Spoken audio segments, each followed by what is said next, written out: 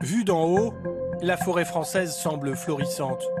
Mais sous ses branches, elle abrite parfois un ennemi mortel. Depuis 30 ans, chevreuils et cerfs se multiplient.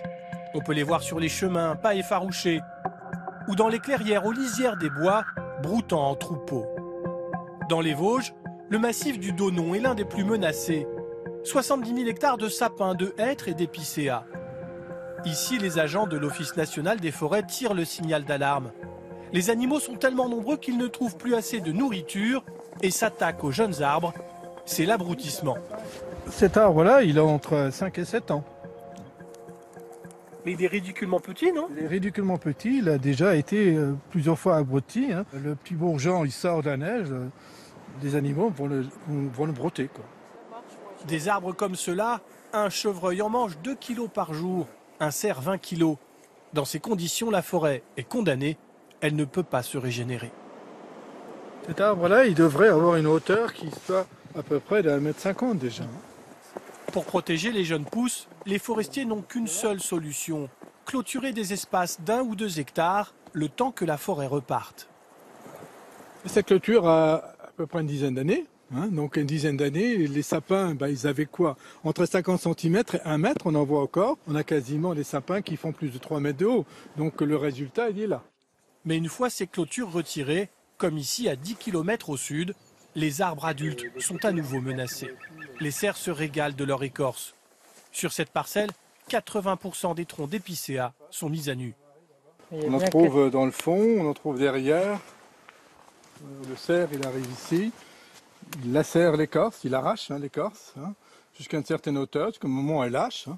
Donc il la consomme. Des champignons envahissent alors les troncs écorcés.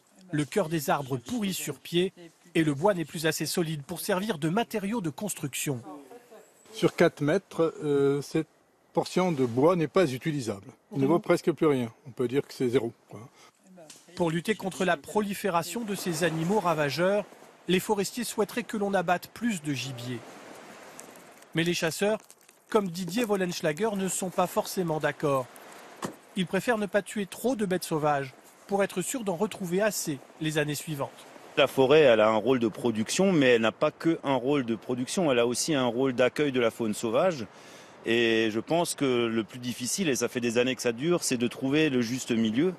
Pour sauver leurs arbres, certains propriétaires privés ont décidé de réduire eux-mêmes le nombre d'animaux présents dans la forêt. C'est le cas dans ce massif de 1400 hectares du Perche. Pour préserver son domaine, le forestier y organise des chasses très particulières. Donc là, tu es sur ce poste-là. Là, c'est le layon pour abattre 2 fois plus de gibier. Les chasseurs sont postés dans ces miradors. Les animaux approchent tout doucement. Une méthode très efficace. On pratique ce mode de chasse depuis le début, depuis 2005, vraiment en totalité. C'est quand même un mode de chasse qui nous permet par jour de chasse de faire jusqu'à 25 animaux en ayant tiré pas plus de 40 balles dans la journée. Grâce à cette méthode, le gibier est devenu moins nombreux. Il trouve suffisamment à manger et ne dévore plus les jeunes pousses. En témoignent ces milliers d'arbres en pleine régénération. On a un bouleau, un charme, un chêne, et tout ça, ça pousse sans aucun problème, quoi. Voilà. Partout, les arbres sont en bonne santé. Une immense satisfaction pour le propriétaire. Aujourd'hui, on apporte du bois avec lequel on fait des meubles dans le Perche. On est producteur de bois de chauffage avec des personnes qui nous achètent dans le Grand Ouest. Ça valait le coup parce qu'aujourd'hui, on a une forêt qui est plus belle, des beaux chevreuils. Ce modèle de gestion de la faune et de la flore est suivi et reconnu par des scientifiques français. L'Office national des forêts voudrait le voir appliqué à tous les domaines menacés.